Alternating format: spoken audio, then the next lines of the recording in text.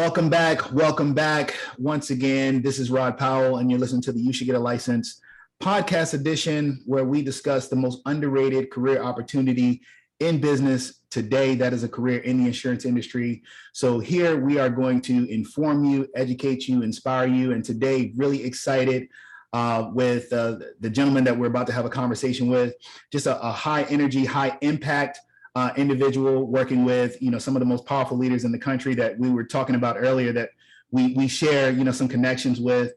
And I'm really excited to share his story because, he's someone who has a corporate background, has, worked with Fortune 500 companies in that arena, and made the transition into this space and has achieved a great deal of success. Very active, online, really showing you the process and not just showing you all the pretty rewards, but kind of showing you what the work is like on a day-to-day basis. And that's something that's really admirable. So I'm excited, to talk with him and for him to share his story with you guys so that you can take it and apply it to your situation and maybe hear something that, kind of drives you forward in your career. So I want to welcome to the You Should Get a License podcast, Mr. Julius Gilgur. Julius, how you doing, sir? I'm blessed, my man. Thank you so much for having me on. And dude, that was an amazing intro. I'm honored to be here with you. I've watched you now being on here. It's great to kind of share the same platform with you and help other people and give back to the community. And hopefully we can inspire some people to make a change for themselves in their lives. Absolutely. Absolutely. That's what it's all about. As we were chatting before we, started recording here, this platform really is to kind of plant some seeds, right? It's either for somebody who maybe is new to the business, maybe they just got their license, maybe they're just starting, or maybe they've, had a conversation with someone and they're thinking about maybe getting into this industry, or maybe they got their license and then they fell off because they didn't have the experience that they thought they were going to have, coming in, initially, and they decided to go do something else and it's kind of sitting dormant. We want to bring them back into the industry, bring them back into the space. But there's a lot of different market segments. There's a lot of different areas of specialty. So the first thing that I really want to start off with is just learning about, what you do on a day-to-day basis and what your area of specialty in the insurance industry is. Yeah, man. So for me, what I really focused on was kind of the life insurance space specifically. So getting into final expense, mortgage protection, and just general life insurance. And then after I kind of, got good at that, I started tapping into retirement planning, helping clients with annuities, protecting their assets, protecting them from losses. And, with everything going on in the world now is the time of need because as most people are aware, markets are down, prices are up, people's 401ks, IRAs, all that stuff is, this is actually, I just read a stat. I don't know if you know this, Rob, but this year already in 2022, this is our third lowest year in the S&P ever. And we're halfway through, right? So it's like people are losing a lot of money. So getting into that just was a natural progression and another way that I can help clients. Yeah, absolutely. Absolutely. So, just going back, to your start kind of in the business. And I want to I'm going to talk about how you kind of got into the industry, but, you came in the industry in about 2016, right? So 2016. Yeah. I got licensed in 2016. I was in corporate America. I was working a full-time job.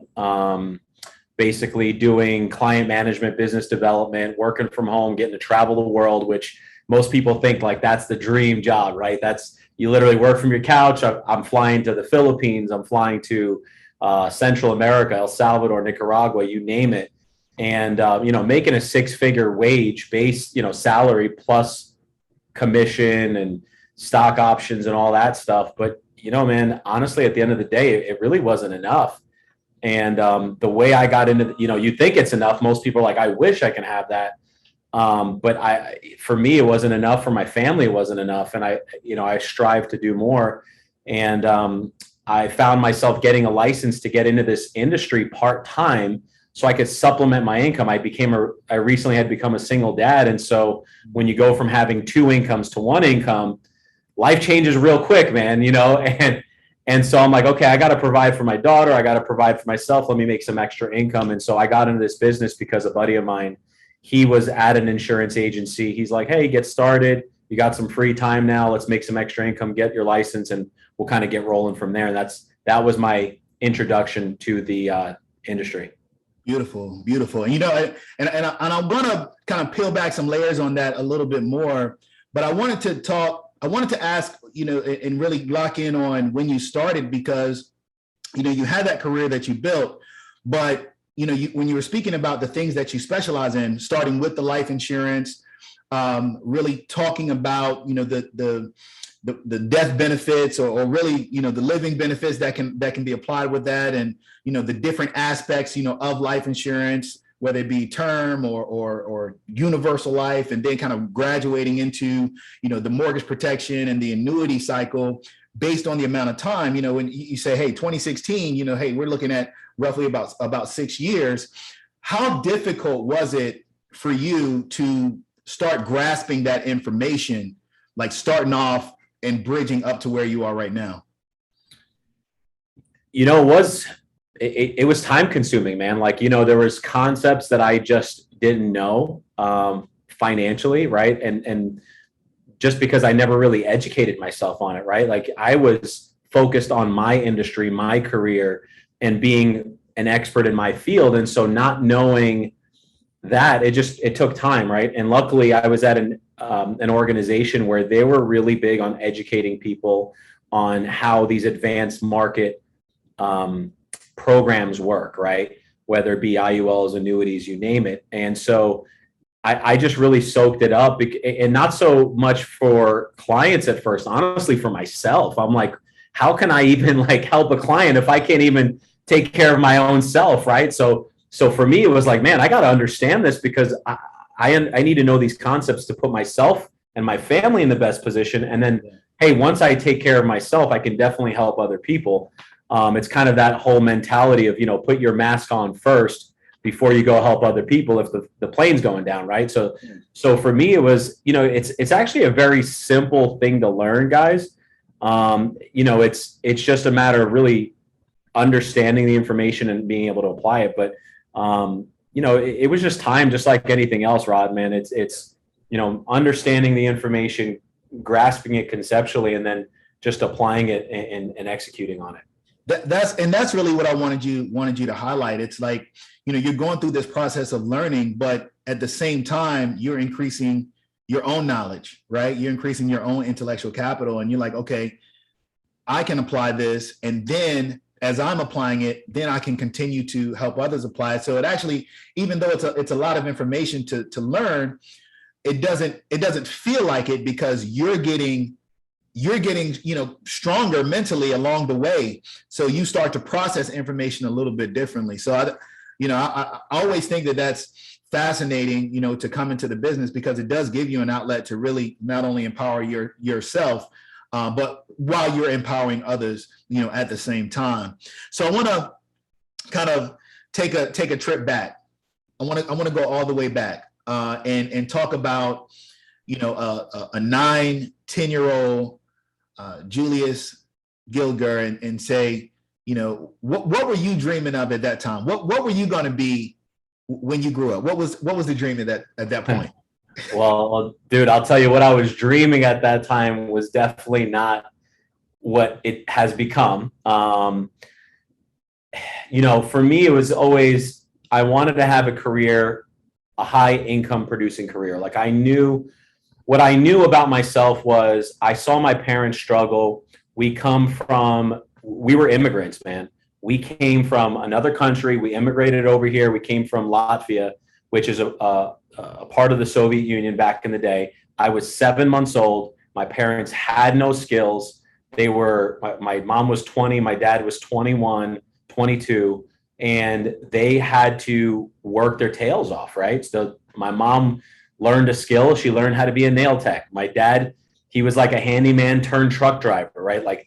They had to do whatever they could to work and earn and to put me and my family in the best situation possible. And it was a grind for them, man. And, for them, one of the things that they always preached and kind of instilled in me was you got to go get a good job, or you got to get a good education, so you can get a good job, so you don't have to live the life that we live, and you don't have to struggle the way we struggle, right? So And I think a lot of families growing up, in, the last few decades, that's the message they were preaching. Right.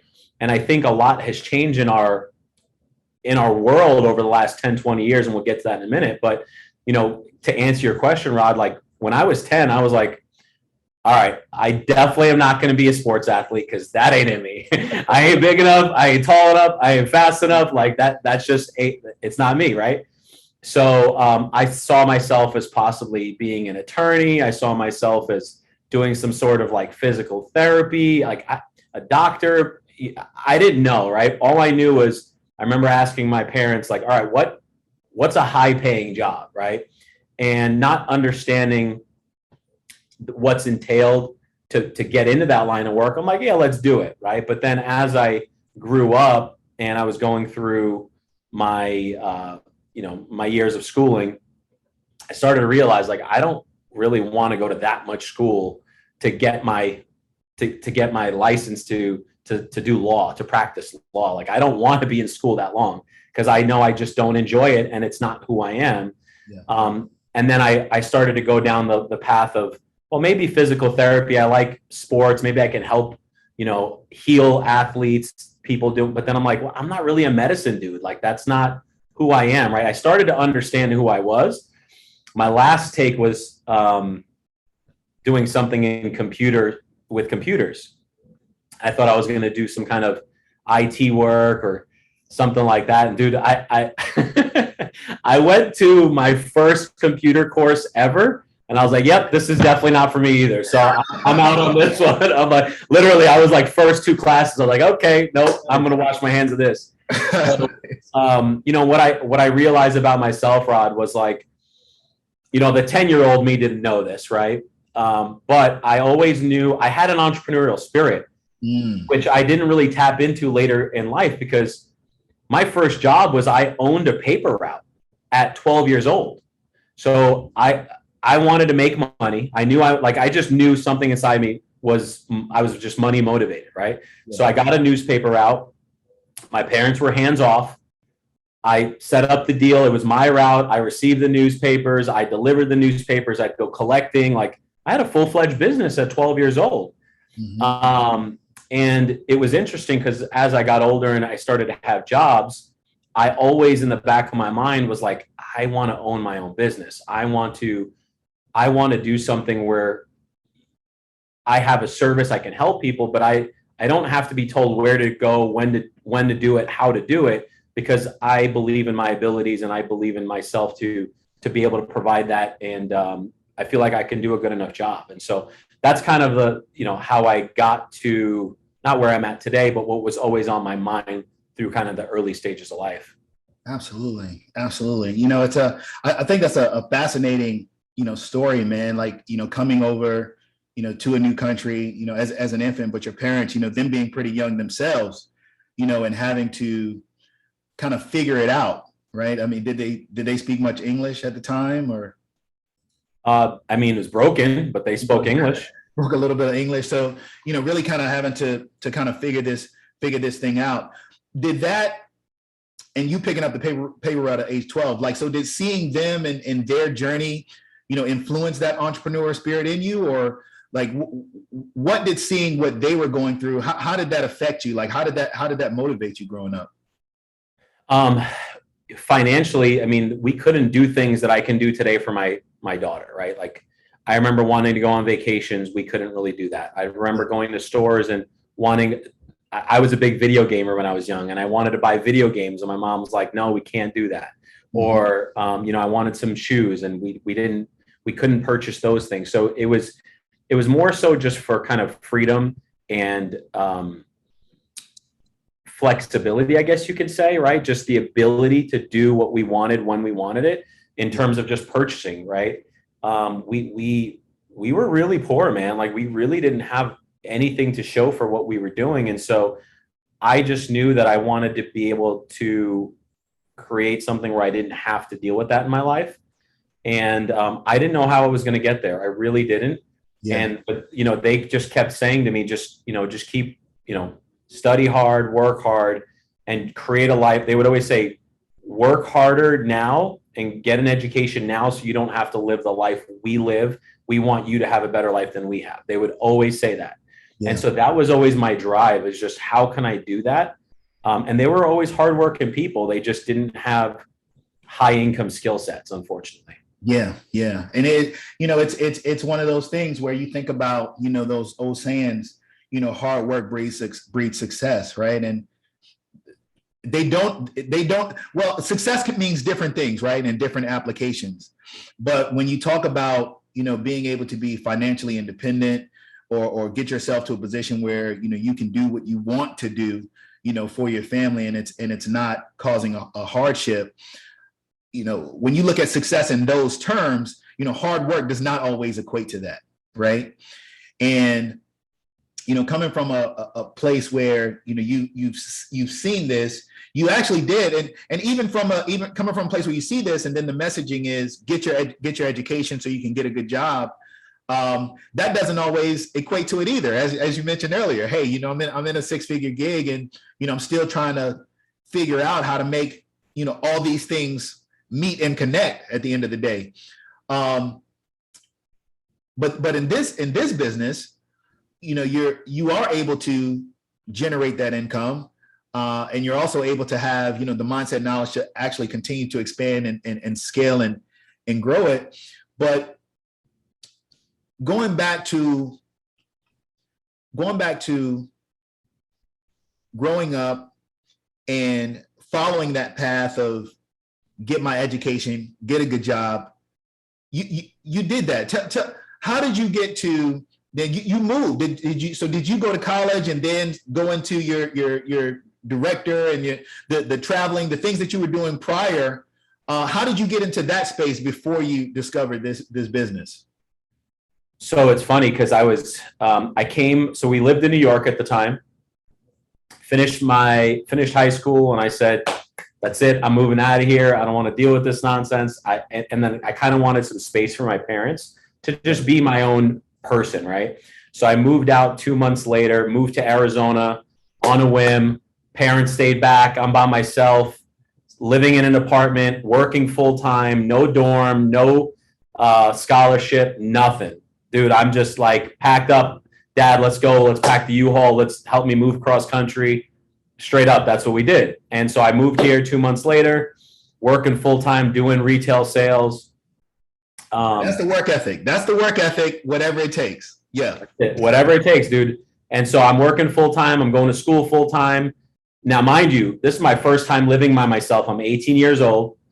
Never cooked for myself on a regular, basis. I got to clean all my stuff. You got to fend for yourself, right? And so I'm like, dude, what am I, like, looking back, I was like, what the hell was I thinking? Like, that was a complete change. And so I actually didn't set myself up for success because it was such a radical change. But at the same time, it made me mature super quick because I'm like, I got to figure this out, because I had no one to fall back on. It's me, myself, and I at 18 years old. And I put myself in that position. No one told me to go do that. It was just my instincts, go do it. Right. So the move to Arizona was actually one of the best things we could have done for our family, just because of the climate here, not only weather, but just the economy and everything in Arizona helped set us up for a great future, which, looking back was awesome. But moving here was one of the hardest things I've had to do, man, because of all those transitions. And so my folks moved out here 6 months later. I moved back in with them because I had to get grounded. My education was falling off. I was not performing well at work. My health was deteriorating. I was all over the place at a really young age. And so I said, all right, I need to get some more stability, because I was working a commission only job while I was going to school at 18 years old. And it was just really difficult. Right. So I ended up taking a job doing call center sales. I was making $12 an hour plus commission. And I exceeded expectations, and I did well really quickly. And so I just started down the path of just kind of working my way up within the call center space. I, went from being a rep, doing customer service sales, to eventually becoming a supervisor, leading a team of 15 people, sometimes, 15 to 20 people. Yeah. To then I got my undergrad at ASU. After I got my undergrad at ASU, I then started to move up the chain kind of in corporate America, getting some more managerial roles. And I was finding success there because I really didn't know anything else. I became good at what I was doing, and I was using my education to help me fuel my career in the call center business. And then, so I hopped around at a few different companies, mainly it was call center outsourcing. So we were managing the operations for different Fortune 500 companies, whether it's their sales work, their tech support work, customer service, whatever. And so I really kind of fell into that industry too, man, because I actually was able to make more money in the call center business compared to the retail space. Yeah. So it helped me kind of have a stable income. It helped me make more money, and really helped me focus on school. And then I actually went back for a master's degree because I thought, at the time, this is, a few years back, obviously, but at the time, in order to separate yourself, I thought, a bachelor's degree, everyone has one, but you get a master's degree. Okay, now you got a leg up on somebody. Now you're going to be able to get those executive leadership positions, right? That's kind of what I was being told or thought anyway. So I went and got my master's degree, finished that. And then, I was able to move into some executive leadership roles and doing kind of what I mentioned earlier. And, it was great. I learned a lot. It really, I think, set me up for being an entrepreneur because I say it like this, Rod. I was in charge of my business, but I wasn't the CEO, right? Right. I was hands off. They said, "Hey, you run the show. You're in charge of finance, operation, business relationships, X, Y, like everything, and so it allowed me to be autonomous. I can work for myself, but work for a company at the same time, right, and just kind of lead my business. And so that was when I started to realize, like, okay, I'm kind of running my own business, even though it's a portion of this organization, right? And so it's, well, how do I turn that into something where I can generate more income, serve more people, and make more money? Right. And insurance was never even on the radar, dude. Insurance was never on the radar at all. I was literally looking at opening up gyms. I was looking at different franchises. I was just looking at everything that was out there that, people are aware of. Yeah. And then, like I said, I ended up falling into insurance because of a buddy, which I'm super grateful for. Here we go. So let's take it there, man. You're successful in your career, right? Most people would look at you at this point in your life and say, "Man, you've made it. You're living a dream. You got the corporate gig. You're making the money. You're traveling around." It's like when I think of this, and we talk about the American dream in a conventional sense, it actually. Well, let me ask you. Do you feel like it when you take that route, right? And everyone, this is not to discredit anybody, but do you feel like that actually represents what the American dream is all about, or is it more of the American illusion? I think you're actually sacrificing your dream to go the corporate route, and I mean that with no disrespect, because obviously I lived there for 18 plus years, right? But yes, you have what you think is stability.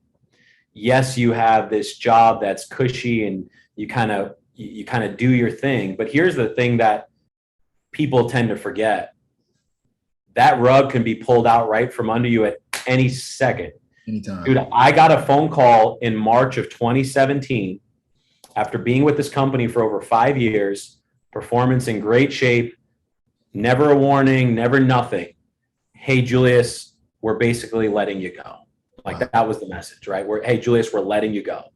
And I'm sitting there like, wait a minute, what? What just happened, right? Like, what do I do? "Oh, we're going to give you a severance. Your last day is this. We wish you the best of luck. If you need anything from us, let us know." It's like, wait, what? So now I'm, a single dad, no income. I got a severance, trying to figure this whole thing out. And I'm like, okay, this, and here's what's crazy, Rod, is at that point in time, I'm like, I'm never going to put myself in a position where I have to worry again, because that was stressful, man. Not knowing how I'm going to earn my next dollar because I just got laid off was probably the most stressful thing that I've ever had to endure, because now my financial stability is no longer stable, right? Like there is no stability. I have no income. Yeah. What I've known for 18 years is now wiped out. Mm.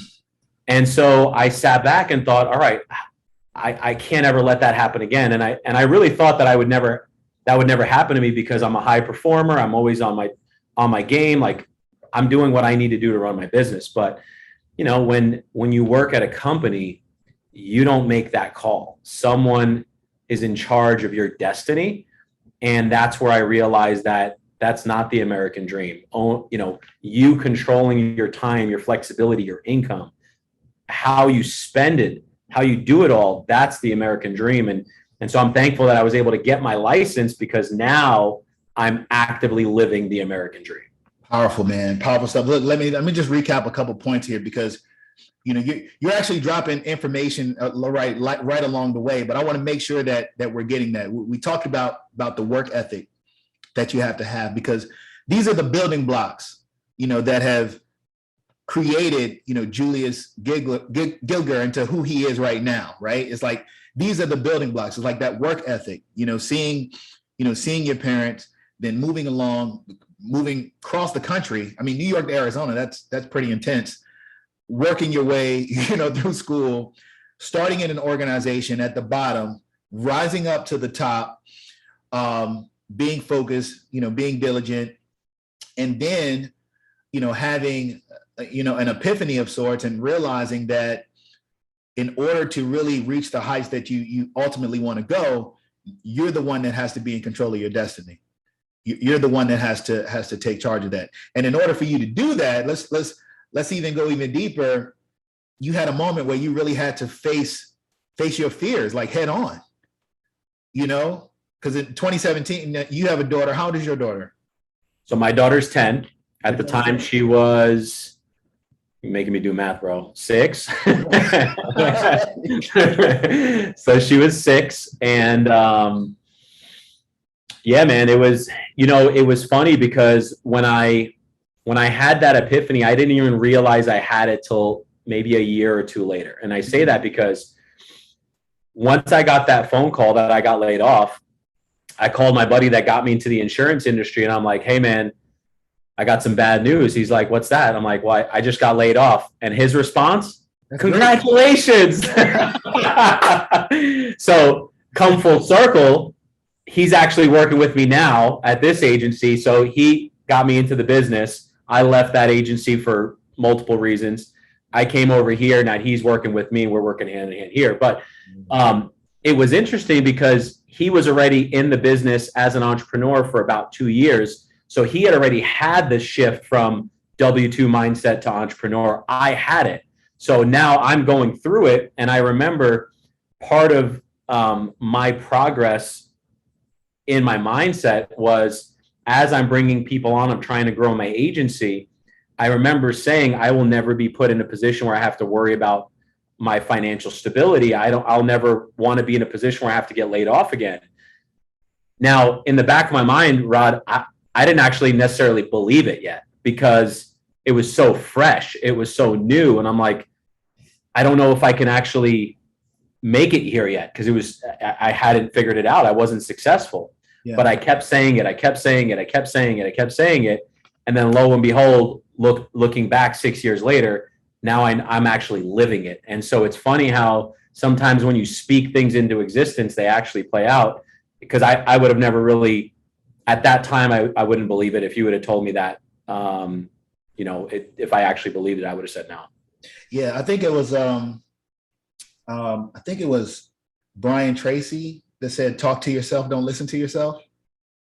You know, I can't remember if it was Brian Tracy or Jim Rohn. It was one of those two guys. And he said, talk to yourself, don't listen to yourself. So in order for you to move past that, to move past those blockages, was it that process of repetitiveness and like just telling yourself over and over?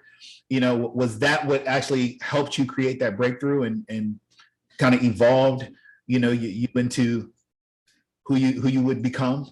Honestly, what it was a lot of failure. You know what? My failure, my repetitive failure has led to my success. Love it.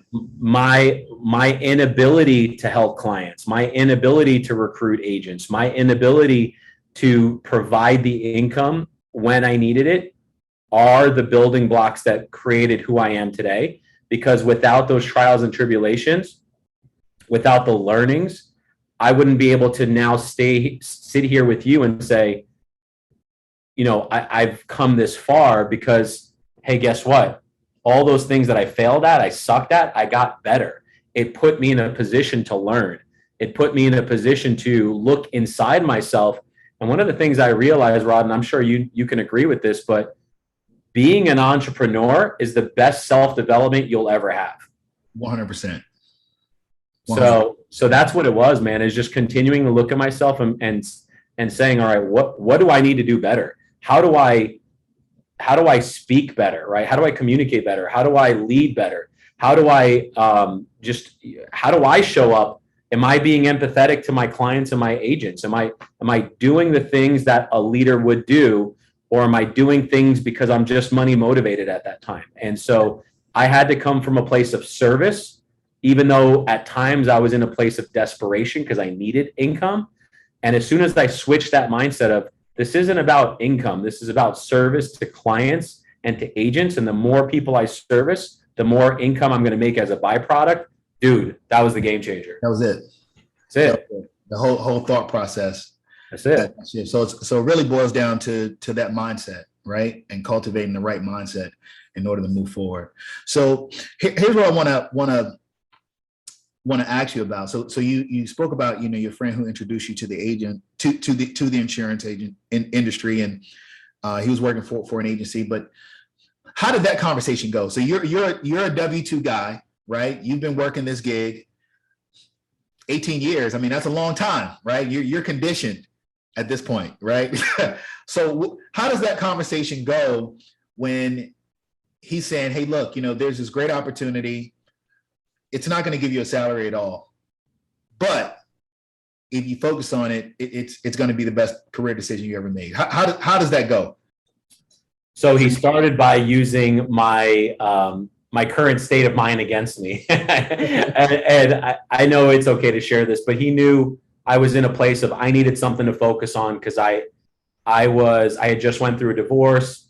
My income, like I said, went from 2 incomes to 1. Yeah. I was looking for a way to make more income, but I was also looking for a way to make passive income. So his conversation with me was, how would you like it if you could make some additional income part-time while you're working your full-time job? You got some free time, weekends, evenings, whatever, you could make some additional income. I'm like, all right, I'm open to learning. I've always been someone that's open to hear about an opportunity, whether I act on it or not.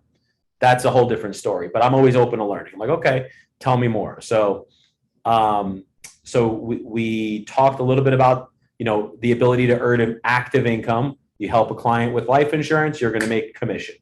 Okay, cool. Then we started talking about building something that's going to last and also have a bigger impact than just myself, right?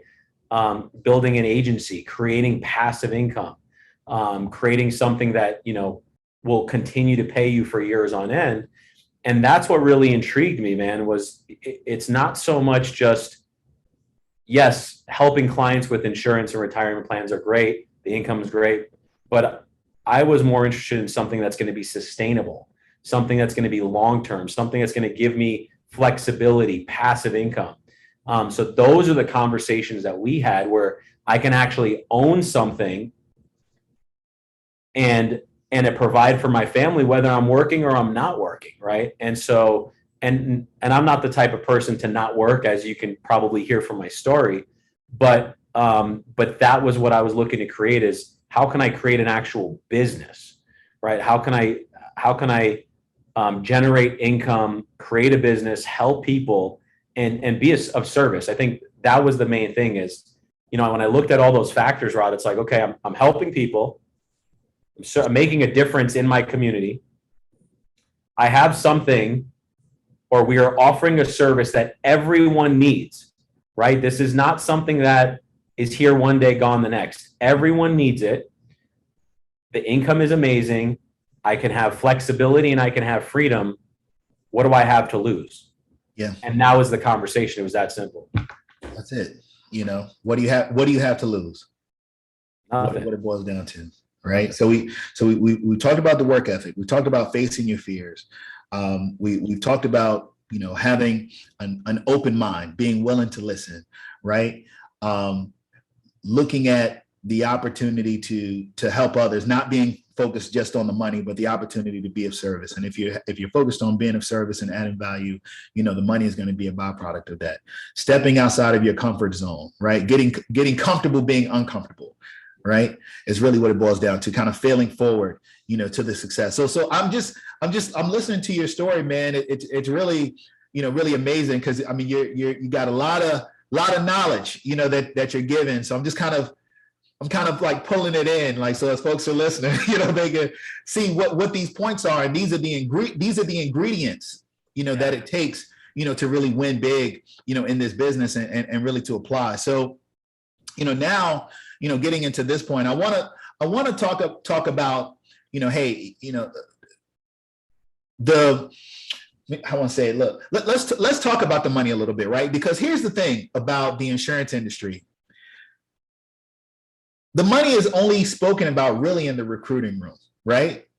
But nobody thinks that insurance agents make a lot of money in the general public. And I think that is just, so I remember when I was really producing, and I felt almost, I'm not gonna say I felt guilty about the amount that I would be making, but I'm like, one, did I really just work? Did I really just do some work, right? And then number two was, man, how come no one knows how this works? Because when I first got licensed, I'm like, how are people making money on a policy that's $50 a month or $100 a month? Like, how do you make money on that? So break it down for somebody who is listening. Like, how is income generated, when you're an agent starting out? And then I want to take it a step higher and say, look, when you start to build a team, how does your income expand from there?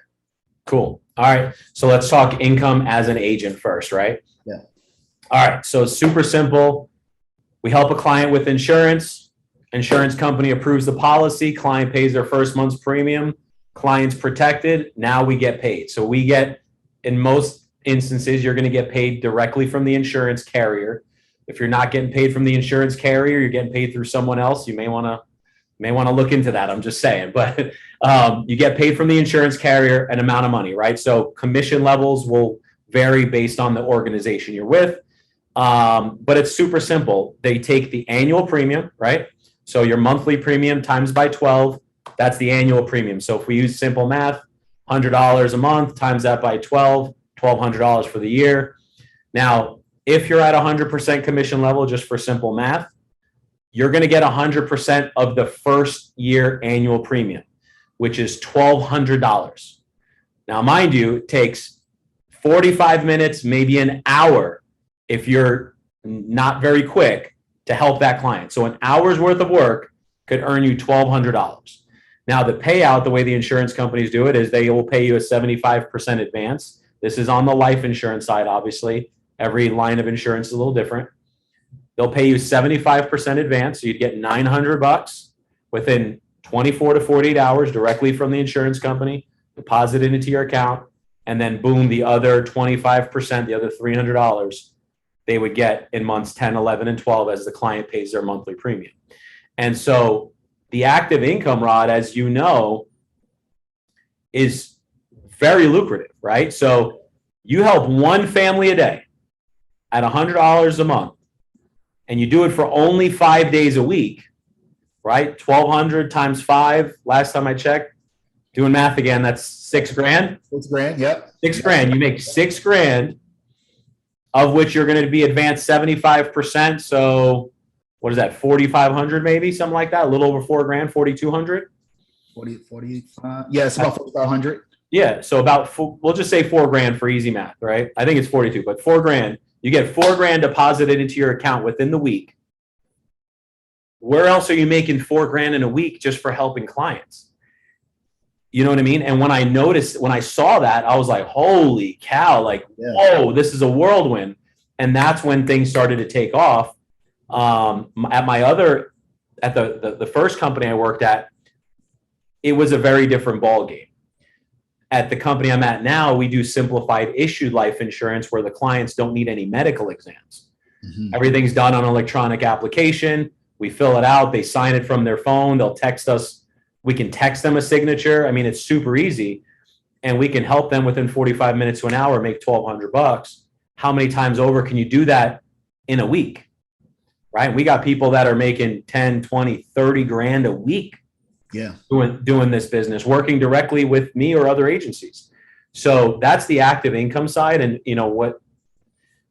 One of the things that I think when people get into this business, they have a hard time believing it's true, including myself. I was like, this sounds too good to be true. There's no way this is what it is. Believe me, it is.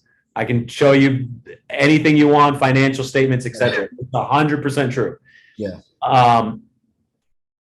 What's crazy about it is when you realize how quick you can scale this thing and how much business you can generate in a week, a month, 3 months, a year, dude, this thing gets silly. I keep saying, like, you can make rapper money selling insurance.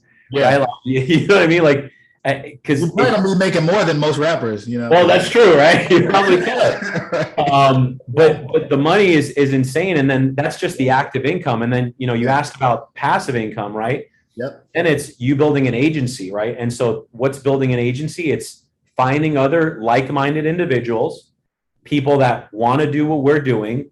We help them get licensed, just like the podcast, right? We help them get a license. Or if they are licensed, we bring them on to the agency. We get them up to speed. We train them. We get them going. They start selling a policy. And now we get a small percentage for helping them get started and helping coach and mentor, be their leaders through the process, because that's our book of business, right? So let's just say that person's at 90%. I'm at 100 for easy math. We get a 10% override. This is normal business practice, not only in insurance and mortgages and real estate. Overrides are a normal thing, right? So if you get 10% off of, what's that? It's in corporate America too. Yeah, it's everywhere. Yeah, it's everywhere. Yeah, it's everywhere. So you get a 10% override on 10 people, 20 people, 100 people. A little percentage of a lot of people becomes a lot of money. Yeah. So it gets super lucrative, man. Absolutely, man. No, it's an amazing business, and what you've done is just, you know, phenomenal out there. And like I said, you know, for those who are listening, you know, Julius has some amazing content where he really kind of shows you, you know, like I said, the deep down aspects of the business. In addition to, you know, what he does is really motivational and inspiring as well, but kind of showing you, you know, even in his journey where he's going around, hey, this is what I do in a day, talking to customers and really having those one-on-one conversations so you can see what it looks like. Let me ask you this question, man. Like, at this point in your career, you know, you've come in, you know, you've seen it, you know, you've built out, you've scaled and begin to really take advantage of the distribution aspects of the business as well. How do you stay motivated now? Like, what's driving you right now? My motivation now is to help other agents change their situation, right? So like, I have a lady who called me the other day. She was working with another agency almost in tears, right? Like, this lady, here's the thing, guys, like, not all agencies are the same. And I'm sure you know this, Rod. Yeah. Not all agencies are the same. Not all leaders are the same. There's people out there that unfortunately are just we're not all created the same, right? So she called me. She hadn't been compensated in over 2 months from her company. 2 months.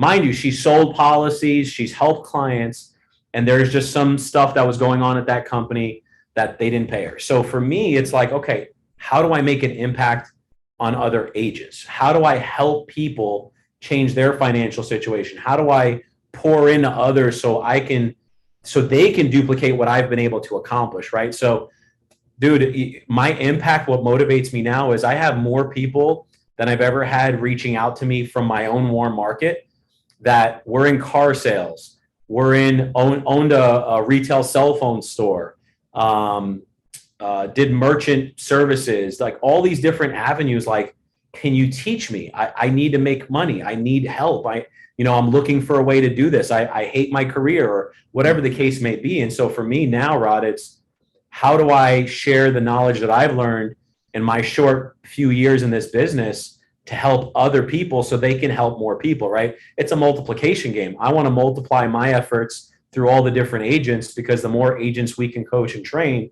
the more people are going to get serviced out in the world. Yeah, absolutely, man. Absolutely. And it's funny, how that happens, like in this business, because the people who I've known that typically, find the most success, they eventually really want to help others be just as successful. We were talking about Eric Robinson, a friend of mine who's in your office, and the more you get out of this industry is the more that you want to share it with other people. Yeah. Right. It's so true. And in the beginning, most people are scared to share the opportunity. I know I was. Isn't that something? Yeah. It's so wild. They're like they think it's something. I don't even know what they think. I remember when I was doing it, I was forced to do it because I was at an agency that it was more of an MLM. They required you to go recruit so you can earn higher commissions. Well, what I found was that's not the way all businesses work. And right. I know for me, I was scared because I was like, I don't want to be the guy at the party that's everyone is avoiding, which I became, because I was like, dude, I got to make money. If I got to recruit, let's go, come in here, let's do that. Right. Like I was that dude because I was like, whatever I got to do, it doesn't matter. Survival of the fittest was my mentality. But, now I'm so passionate about sharing because no matter who I talk to, I know we can actually make a difference in their life. We have a vehicle, a model where someone can come in with literally no experience, no abilities, just come in, plug in, get a license, we'll train you up, and within a matter of weeks, you literally can be earning money to change your life. And knowing that we have that power and is so liberating, because now I can talk to anyone and I have no remorse or scarcity or fear about talking to someone, because it's the best opportunity in America, if you ask me. 100%, without a doubt. And you don't need much. You just need, in the words of Julius Gilgur, you need a strong work ethic, right? You need to be willing to face those fears and inhibitions that you have and continue to push through them. And you need to make sure that you have an open mind about what the opportunity can bring for you. And with those ingredients, am I right? In any 100%, bro, spot on. If you have those elements, then you can take that. And if you got a great team, that's the other piece, right? Great leadership, great organizational culture, yes. which I know you guys have. Great team, great organizational culture. That is going to help you as well get to even higher heights. But all you need to get started is just that work ethic, be willing to face those fears, because everybody has, I think it's important that you said that, because everybody feels the same way when they're stepping into this space. Everybody is afraid. Everybody is scared. They don't know what to do, even when it comes, not just sharing it with someone about getting into business, but talking to somebody, trying to speak to someone about setting an appointment, yeah. to get them covered, even. So it's amazing, man. Tell me, so your life before having a license, after having a license, how has it changed you as a person? Ooh, a lot. So I've become more empathetic. I've become a better servant to others, and I say that because now I realize I'm in the service space. I'm not in the sales space, right? I'm more aware than I've ever been of everything in my life. People that are around me, how people interact. It's dude, like literally, I would say almost every aspect of my life has changed. I'm more spiritual than I've ever been. I'm in the best physical shape I've ever been. Emotionally, I'm in the best emotional state. Like it's crazy, man, because this business, and I don't know, I think a portion of it is, being in business for yourself more than it is just having a license, right? But I think it goes hand in hand, kind of like I talked about earlier. It's the self-development, right? It's being able to look at where are you not whole? Where do you have flaws that you can get better at, right? And so once I started doing that in business, I also started I turned that mirror around and looked at myself.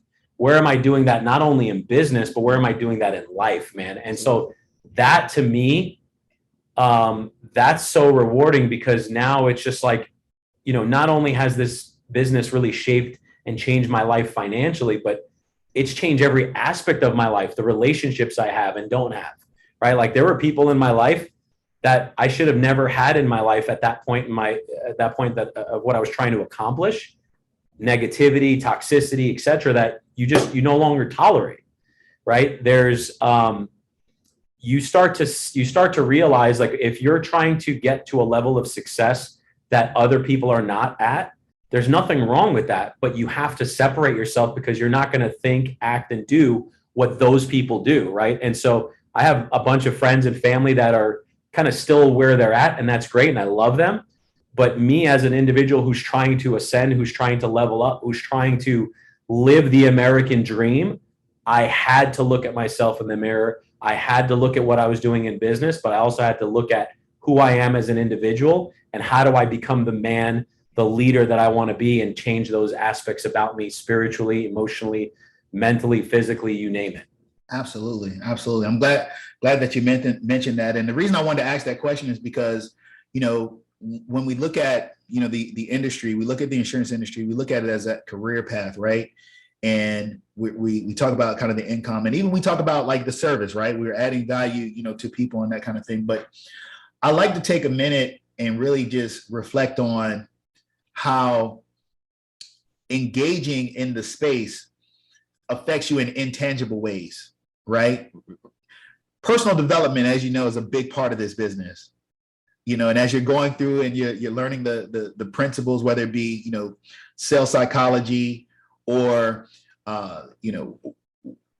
discipline, the discipline. All of these things, they not only change the way that you're going to be doing your business, well, they're shaping the way that you're going to be doing your business, but they also shape the way that you start to live your life as well. And the people that you find yourself around, that process goes through a change as well, because you start to operate in a way where you are attracting who you are. Yeah. So true. And it's just an important part of it. So at this point, man, you're helping other people, you're building. What's the dream for you? What's the ultimate goal? My ultimate goal. So I actually finished my vision board yesterday. Last time I did a vision board, I had just got into the industry. Maybe within my first year, I created a vision board because I needed something to shoot for, right? So I did that a few years back, and then, looking back at it recently, I'm like, man, I accomplished a lot of these things. And I'm a big believer into like attracting, the law of attraction, manifestation, stuff like that. And so I remember one of the things that I put on my vision board was a quote from Patrick Bet-David, right? And it said, a goal, being a millionaire is not a goal. Earning $1 million in 3 years, that's a goal, right? Or something like that. And I took that quote and I put it on my vision board, and I was like, damn, looking back, I was like, I didn't think I could accomplish it, but I did it. Yeah. I was like, so that's super cool. But and again, not about financial, but it's just, you asked me kind of what's my ultimate goal. So for me, it's growing the agency to a point where we can have and partner with Integrity Marketing Group. That's the ultimate goal. I see that happening within 2 years, if not sooner. Yeah. So that's number one. But then also being able to take everything that I've learned in this industry and create more financial freedom, not only for myself, but for all the people around me.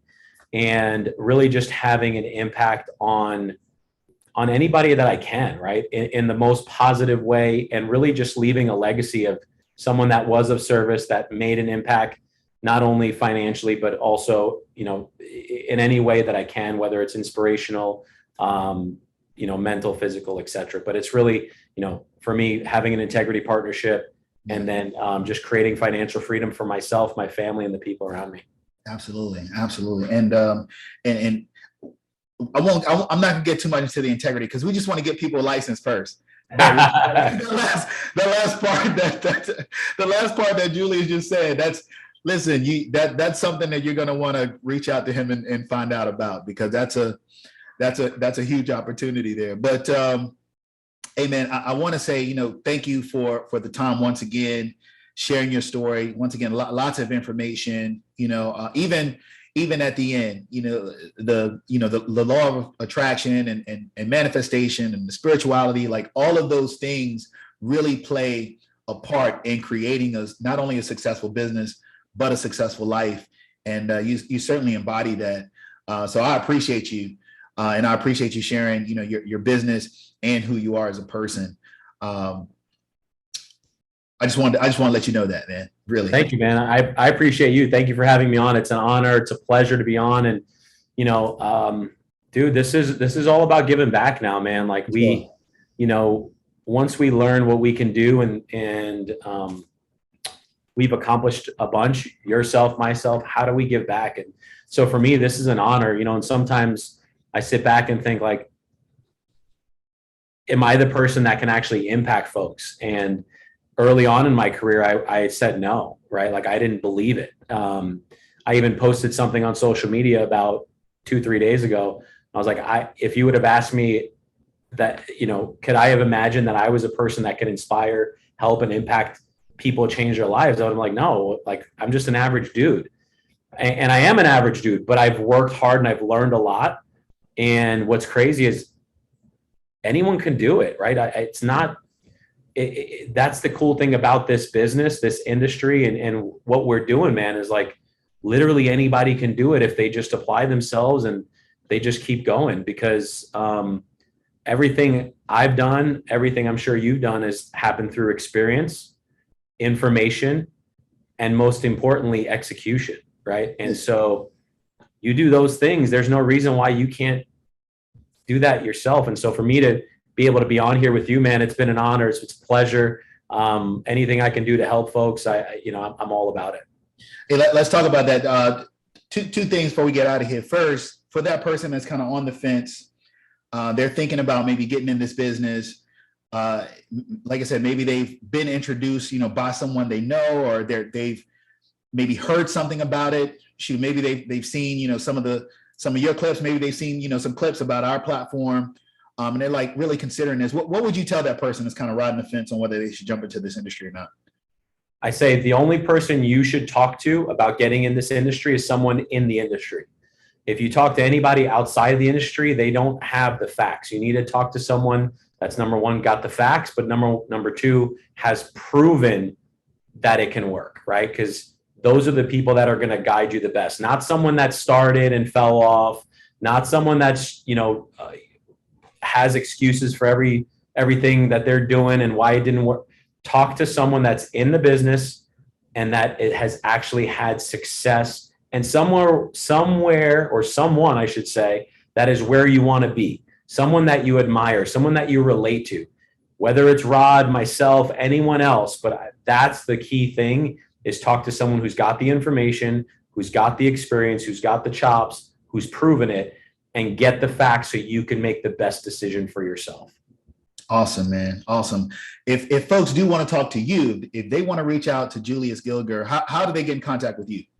Best way to reach me is you can hit me up, text me, call me on my cell phone. My number is 602-703-9665. If I don't answer, I'll hit you back. I'm always on it. You can find me on Instagram at julius.gilgur. I'm on YouTube. I'm on Facebook. I'm on LinkedIn. Julius Gilgur, spelling Julius. Last name is Gilgur. I just found out if you type my name in Google, I guess I come up in a bunch of different places. So I'm not a hard guy to find. So if you need me, there you go. If you guys are looking to get some insight, get into the business from one of the best, Julius Gilgur is that guy, 100%. So look, I don't know what you got from this conversation, what aspect really stood out to you, But I hope that, there was some nugget, whether it be the work ethic, whether it be pushing through your fears, whether it be, the monetary gain that you can experience, whether it be, finding someone in your area who can share with you what it looks like, on the other side, so that you can go ahead and take that first step. Whatever it is, I hope you heard something, one thing that made you think to yourself, you should get a license. Until next time, have a great day.